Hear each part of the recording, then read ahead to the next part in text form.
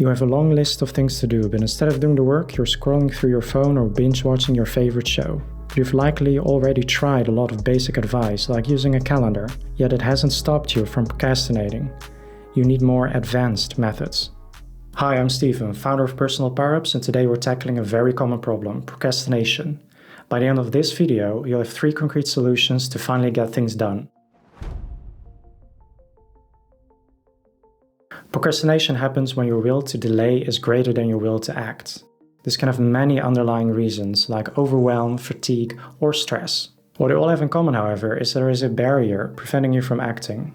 This barrier causes the will to delay. So, to stop procrastination, we need to remove or greatly reduce this barrier. We should also try to increase our will to act. Reducing the barrier brings me to our first solution, the 5-minute rule. This method works because it targets the root of most procrastination, the dread of starting. Here's how it works. You commit to doing just 5 minutes of the task you're avoiding. Not an hour, not even 30 minutes, just 5. The idea is to make starting so ridiculously easy that you can't talk yourself out of it. Why is this so powerful? It's because of something called activation energy. Think of a rocket launch. The hardest part is getting off the ground. Once you're in motion, momentum takes over and things get much easier. The 5-minute rule helps you break through that initial resistance. You might be thinking, but what can I actually achieve in 5 minutes? The answer might surprise you. Because often the hardest part is starting, writing the first sentence, clearing your desk. Once you do that, it's much easier to keep going because the momentum kicks in. In fact, most people end up working far longer than 5 minutes. Even if you work for only 5 minutes, you've already made some progress, and that's a win. Here's how you can use it effectively. First, pair the rule with a timer. Having a visual countdown makes the commitment feel tangible and helps you stay focused.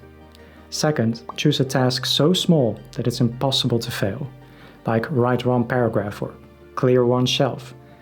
The smaller the starting point, the easier it is to begin. The beauty of this method is its simplicity. Anyone can spare 5 minutes. So the next time you're stuck, set a timer and start. You'll be amazed how far 5 minutes can take you. Next up is creating clarity. Procrastination thrives on confusion and vagueness.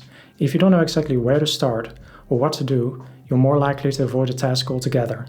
Again, it's about making starting as easy as possible. That's why creating clarity is crucial. Let's break it down step by step. Step 1. Break your task into small, manageable steps. For example, instead of writing "create a report" on your to-do list, break it into clear actions like draft outline, write introduction, and research statistics. When the steps are small and specific, the task feels less overwhelming, you are less likely to procrastinate. This also has great synergy with the 5-minute rule, as these small steps are ideal tasks for this rule. Step 2. Write down your chopped up tasks the night before. So before you go to bed, list the top 3 things you need to tackle the next day. This eliminates decision fatigue in the morning. So when you wake up, you're not wasting time figuring out what to do, you're ready to dive right in. Step 3. Visualize the first step when you start up in the morning. Ask yourself, what's the very first thing I need to do to move this forward? Maybe it's moving a blank document or gathering your materials.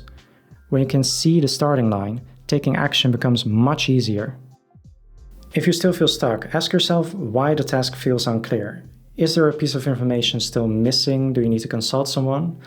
Often procrastination is a signal that something is missing. Try to solve that mystery to create the clarity you need. Now to the third solution.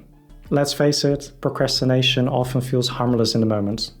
But have you ever considered the long-term consequences of putting things off? This is where the doom of inaction method comes into play. And it's a game changer. Here's how it works. Grab a piece of paper and divide it into 3 sections. In the first column, write down the task you're avoiding. It could be finishing a project, sending an email, or even starting a workout plan. Be specific.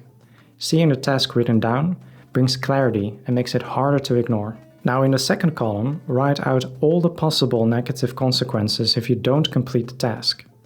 Don't sugarcoat it. Think about the domino effect. For example, if you don't prepare that presentation, you might miss a promotion opportunity. That missed promotion could mean financial stress or staying stuck in a role you don't enjoy.